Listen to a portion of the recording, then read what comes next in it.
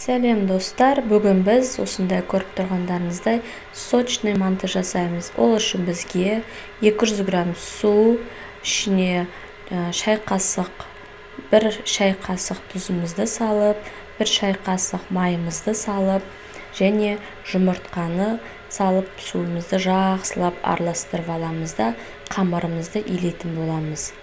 Қамырымызды жақсылап илеп, июін келтіріп, илеп қоямыз.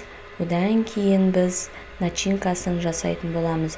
Ең маңыздысы бізде мантының начинкасы. Начинкасы өте сочный, дәмді болу үшін мен сіздерге алда қазір көрсететін болам секреттерін.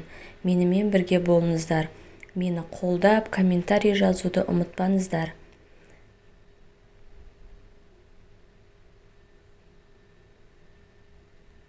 Қамырымызды қатты қылып, илеп, жақсылап бетін жауып қоямыз. Біз оға дейін начинкасын жасайтын боламыз.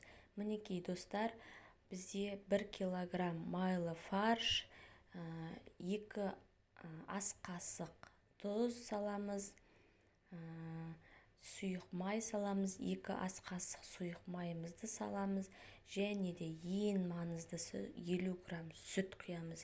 Сүт құятын себебіміз бізде начинкамыз өте сочный, дәмді болып шығу үшін сүт құятын боламыз.